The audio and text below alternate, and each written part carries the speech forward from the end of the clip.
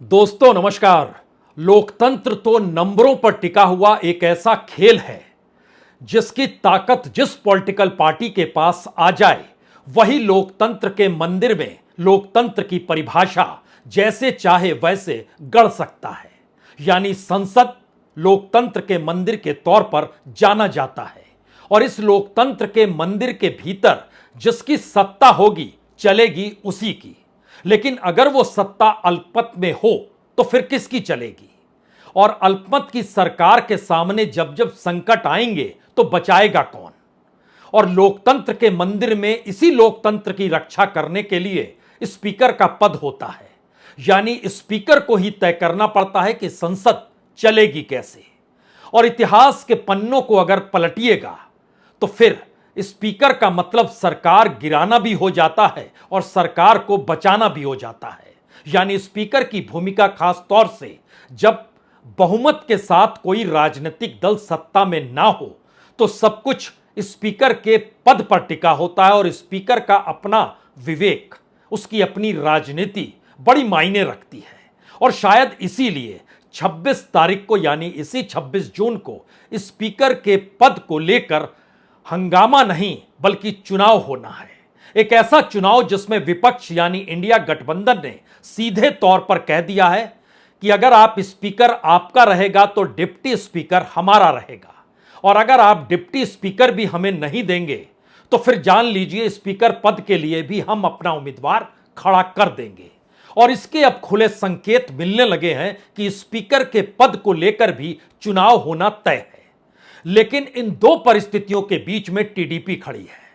वही टीडीपी जो अगर समर्थन खींच ले तो एक झटके में सरकार ढहढहा जाएगी, और दूसरी तरफ अगर नीतीश कुमार ने भी चंद्रबाबू नायडू का साथ दे दिया तो फिर यह सरकार अल्पमत में आ जाएगी और संसद के भीतर बहुमत साबित करना इनके लिए मुश्किल हो जाएगा। तो फिर स्पीकर होना किसका चाहिए? और हमने कहा इतिहास के पन्नों को आज जरूर पलटिए, क्योंकि 49 बरस पहले जिस तारीख को इमरजेंसी लगी थी उसी तारीख को इस बार संसद में स्पीकर का चुनाव होना है। यानी 25 और 26 जून की तारीख आप याद रखिएगा। और उसके बाद एक दूसरी तारीख लाइए कि 25 बरस पहले इसी संसद के भीतर अटल बिहारी वाजपेयी की सरकार सिर्फ एक वोट से गिर गई थी। और वह वोट तय कैसे हुआ था यह भी बड़ा रोचक किस्सा है, और उसमें स्पीकर की भूमिका, उनकी ताकत का एहसास आपको हो सकता है। अटल बिहारी वाजपेयी की सरकार 1988 के मार्च के महीने में बनी। पूर्ण बहुमत नहीं था, गठबंधन की सरकार थी, एनडीए की सरकार थी, ठीक वैसे ही जैसे इस वक्त नरेंद्र मोदी की सरकार है।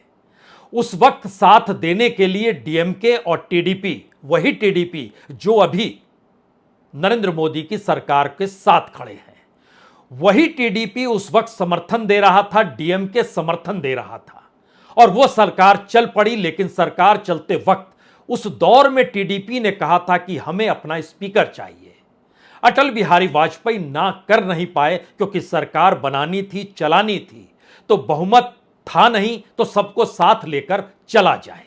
और इसी आसरे जेएमसी बाल योगी टीडीपी के नेता इस देश के स्पीकर बन गए, यानी लोकसभा में स्पीकर वो बन गए।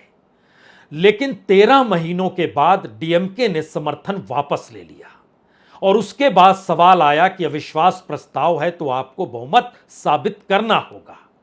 और स्थिति इतनी विकट हो गई कि लगने लगा कि अटल बिहारी वाजपेयी की सरकार बचेगी या नहीं बचेगी। बचेगी तो 1-2 वोट से बचेगी, क्योंकि जो आंकड़े गिन रहे थे उस दौर में तमाम पत्रकार और पॉलिटिशियन सभी मान रहे थे कि अटल बिहारी वाजपेयी की सरकार हो सकता है अटक जाए, और ऐसे में स्पीकर को भी पहली बार वोट करना पड़े।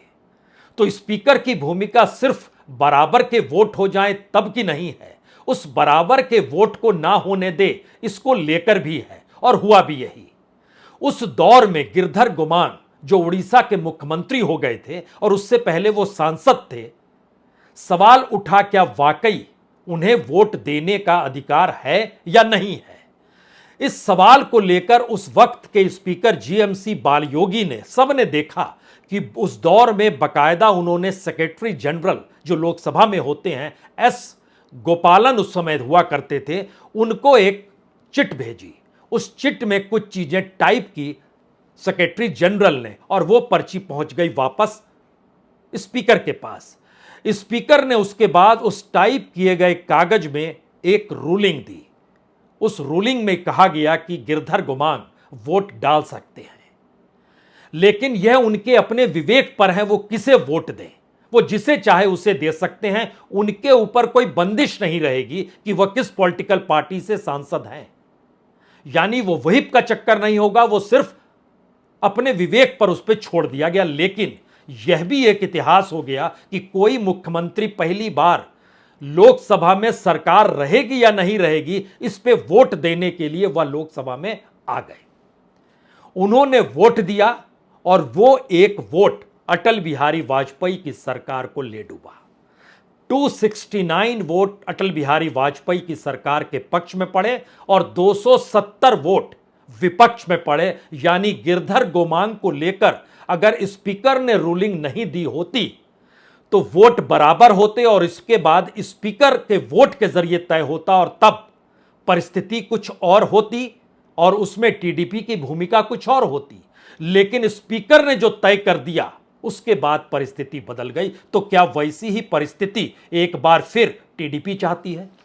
टीडीपी अपने तौर पर कह रही है कि हमें हर हाल में स्पीकर पद इस बार चाहिए, और मोदी सरकार जान रही है कि जो पार्टी अटल बिहारी वाजपेयी की सरकार को गिरा सकती थी, उस दौर में सिर्फ एक स्पीकर के पद के जरिए मौजूदा वक्त में तो बहुत कुछ साख पर लगा है, और राजनीतिक तौर पर खटास इस दौर में इतनी ज्यादा हो चली है कि पता नहीं राजनीतिक समझौता कब कैसे कहां बिगड़ जाए और उसके बाद सरकार गिर जाए। और इन्हीं बातों को लेकर आज दिल्ली में राजनाथ सिंह के घर पर बैठक हुई। राजनाथ सिंह के घर पर बैठक में ललन सिंह पहुंचे, लेकिन टीडीपी का कोई नुमाइंदा पहुंचा नहीं। और ललन सिंह जनता दल यूनाइटेड से आते हैं। बाकी भी जो बड़े ग्रुप है उनको बुलाया गया, खुद वहां पर बीजेपी के अभी जो अध्यक्ष हैं जेपी नड्डा वह भी पहुंचे, चिराग पासवान भी पहुंचे, किरण रिजिजू भी पहुंचे, तमाम नेता, अश्वनी वैष्णव भी पहुंचे। तमाम लोगों के साथ बैठक, विचार विमर्श और सारी बातें हुई, क्योंकि इस दौर में हर कोई जान रहा है कि नरेंद्र मोदी और अमित शाह को लेकर विपक्ष के भीतर एक गुस्सा और खटास दोनों है। तो क्यों नहीं समझौते का काम राजनाथ सिंह के हवाले कर दिया जाए। तो राजनाथ सिंह मान मनोबल करके ऐसी परिस्थिति बनाए जिसमें स्पीकर सत्ता पक्ष का हो और बहुमत नहीं बल्कि सर्वसम्मति के साथ हो। लेकिन दूसरा सवाल यहां पर आ गया डिप्टी स्पीकर का। बीजेपी नहीं चाहती है कि डिप्टी स्पीकर पद किसी दूसरी पॉलिटिकल पार्टी को दिया जाए। ऐसे में एक अंदरूनी सहमति बनाने की कोशिश की जा रही है कि आंध्र प्रदेश की जो बीजेपी की प्रदेश अध्यक्ष है उनको क्यों नहीं डिप्टी स्पीकर बना दिया जाए। Deputy speaker Purandeswari, D Purandeswari, जो कि चंद्रबाबू नायडू की पत्नी नारा भुवनेश्वरी की बहन है, यानी एनटीआर की बेटी वह भी है, वह बीजेपी में शामिल हो गई। उससे पहले वो कांग्रेस में हुआ करती थी। तो उन्हें बना दिया जाए। और जब चंद्रबाबू नायडू ने अपने ससुर एनटीआर का तख्ता पलटा था, उस वक्त उनकी साली पुंडेश्वरी ने उनका साथ दिया था। तो एक सॉफ्ट कॉर्नर है और इसमें चंद्रबाबू नायडू विरोध नहीं करेंगे। लेकिन चंद्रबाबू नायडू ने इस पर खामोशी बरत ली है। यानी राजनीतिक तौर पर पेंच यहां भी है, क्योंकि डी पुरंदेश्वरी अगर उनके राजनीतिक इतिहास को देखिए तो 2004 में एमपी बनी, 2009 में बकायदा मनमोहन सिंह की सरकार में सबसे पहले एचआरडी मिनिस्ट्री में स्टेट मिनिस्टर के तौर पर रही, उसके बाद कॉमर्स और इंडस्ट्री में स्टेट मिनिस्टर के तौर पर रही, 2014 में वो बीजेपी में गई। और अब राजनीतिक समीकरण ऐसे बन गए कि जो बीजेपी विरोध कर रही थी चंद्रबाबू नायडू का, अब उनकी हिसाब से उनको राजनीति संसद के भीतर साधनी है। और एक लंबा इतिहास अपने तौर पर रहा है स्पीकर के पद को लेकर, क्योंकि स्पीकर किस तरीके से संसद को चलाते हैं और मौजूदा वक्त में तो संकट गहराया हुआ है। तो क्या उसकी तिकड़में जो चली जा रही हैं, उसमें इंडिया गठबंधन ने जब खुले तौर पर ऐलान यह किया कि अगर हमको डिप्टी स्पीकर नहीं दिया जाएगा तो हम हर हाल में अपने स्पीकर पद को खड़ा करेंगे। और उस वक्त यह एक सबसे बड़ी बात होगी कि किस तरीके से नीतीश कुमार और चंद्रबाबू नायडू की अपनी राजनीति और उनकी अपनी राजनीतिक साख जनता के भीतर तब किस तरीके से एक्सेप्ट की जाएगी, जबकि इस देश के भीतर का जो जनादेश है वो प्रधानमंत्री मोदी के खिलाफ गया है। और प्रधानमंत्री मोदी जब मुख्यमंत्री भी थे कभी भी वो अल्पमत में नहीं रहे, यानी 22-23 साल की राजनीतिक यात्रा जो सीएम से लेकर पीएम तक की है उसमें पहली बार वो अल्पमत में आए हैं, यानी बहुमत के आंकड़े से पीछे खड़े हैं। और यह उनकी राजनीतिक हार है। और जिन मुद्दों के आसरे बीजेपी ने चुनाव लड़ा और उन्हीं मुद्दों को लेकर जिस तरीके से चंद्रबाबू नायडू फेडरल सिस्टम को लेकर सवाल खड़ा करते रहे, सीए एनआरसी को लेकर सवाल खड़ा करते रहे, मुस्लिमों को आरक्षण देने को लेकर सवाल खड़ा करते रहे, बीजेपी से ठीक उलट हो गए।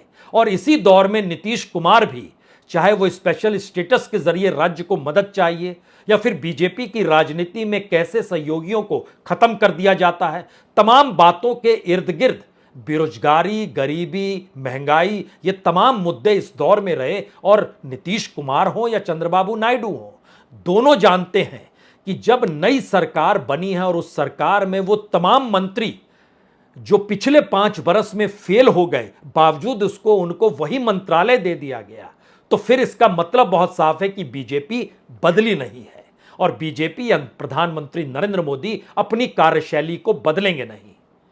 और यहीं पर वो असल पेंच आकर टिक गया है कि अगर सरकार भी पुराने तरीके से चलेगी, जिस सरकार को जनता ने हराया है और जबकि उनके साथ खड़े नीतीश कुमार और चंद्रबाबू नायडू को जिताया है, तो फिर अब उन्हीं नीतियों पर अगर वो चलेंगे तो आने वाले वक्त में क्या होगा। चंद्रबाबू नायडू के पास तो लंबा वक्त है, अभी विधानसभा चुनाव होने नहीं है, 2029 में होंगे, लेकिन नीतीश कुमार के पास तो 1 बरस का वक्त है, वो तो तुरंत चुनाव चाहते हैं।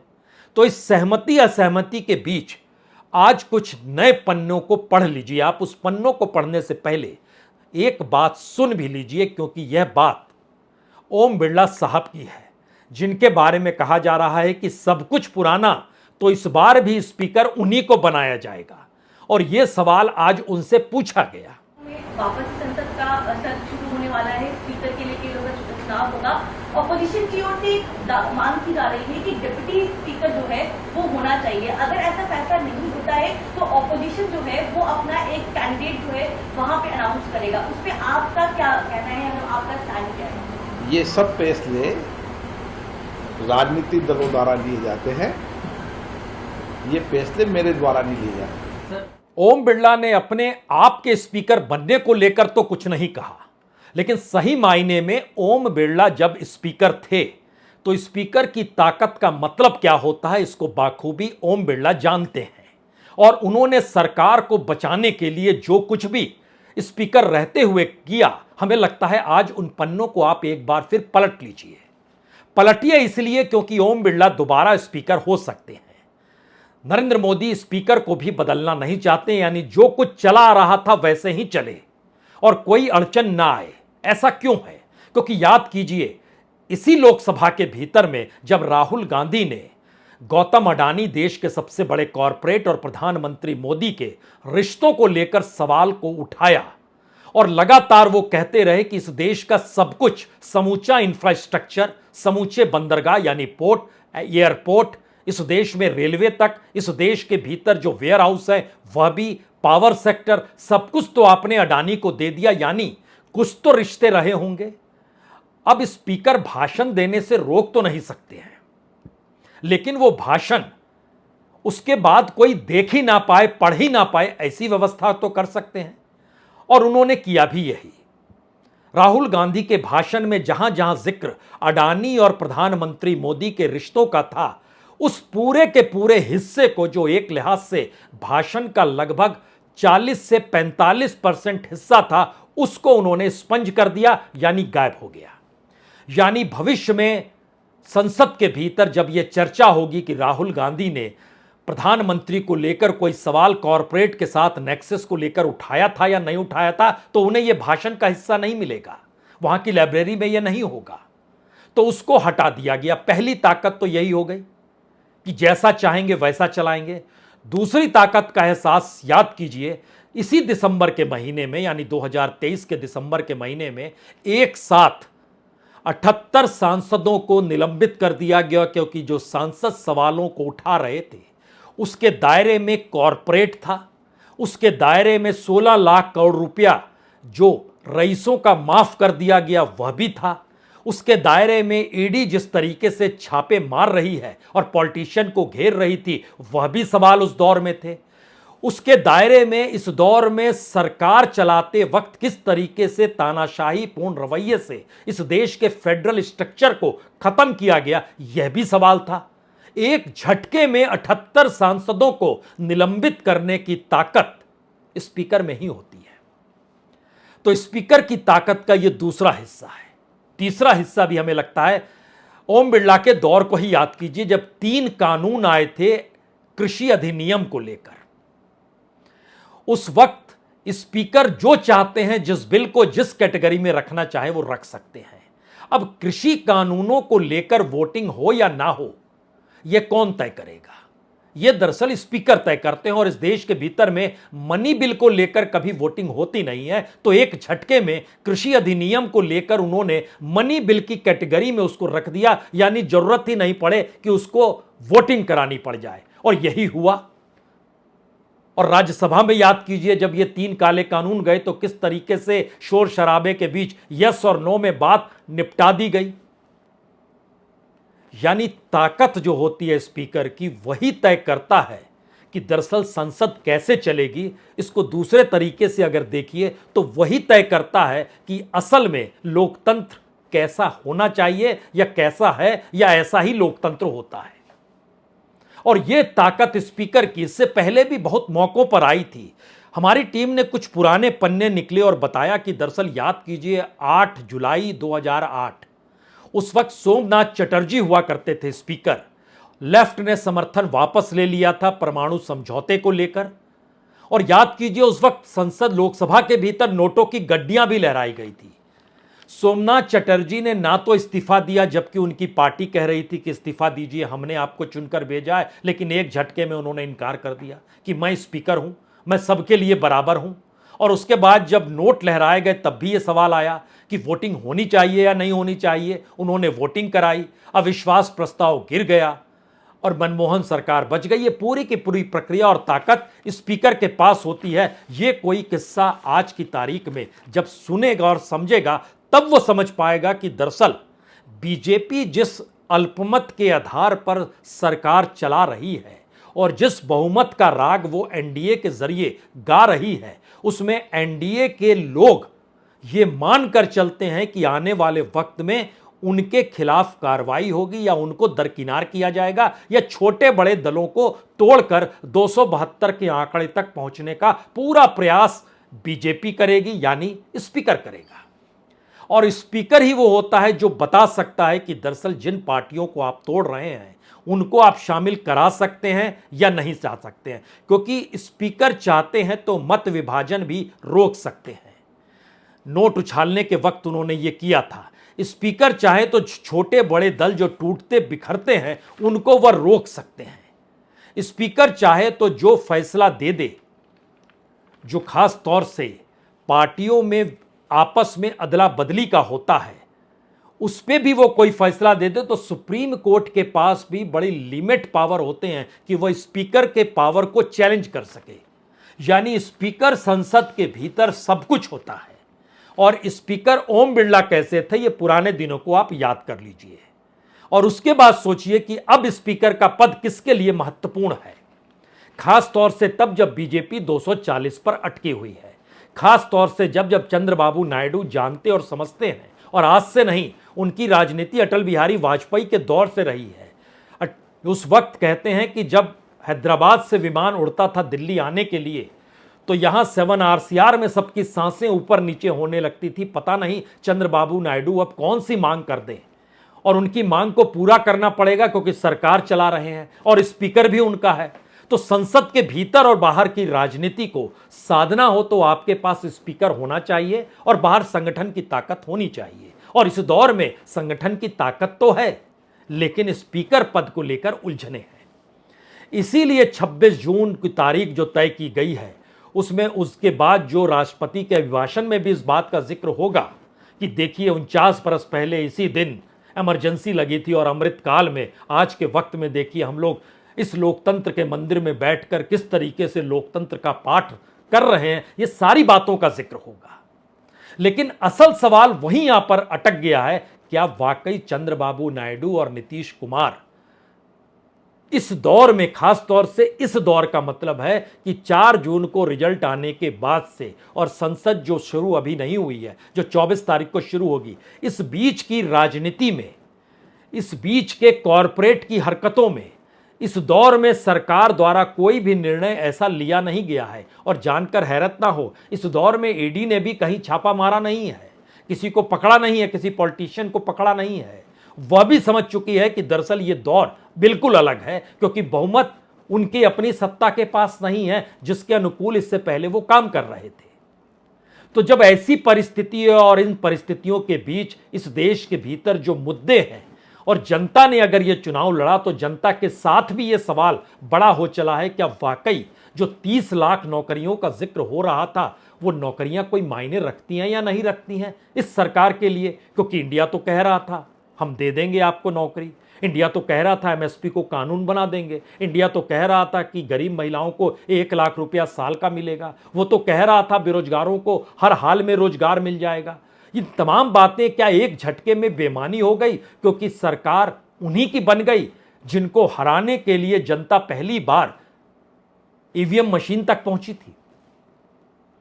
ये सारे सवाल इसलिए बड़े मौजू हो गए हैं इस वक्त में, क्योंकि ध्यान दीजिए 4 जून के बाद कोई निर्णय ऐसा इसलिए नहीं लिया गया क्योंकि पहले सरकार बचाकर अपने स्पीकर को बनाना है, और स्पीकर को बनाने की जो मुश्किल और बंदिशें हैं उसमें सामने चंद्रबाबू नायडू और नीतीश कुमार और इंडिया गठबंधन भी विपक्ष में आकर उस भूमिका में खड़ा हो चला है जहां वो बताएगा कि दरअसल इस देश में लोगों के साथ कौन खड़ा है।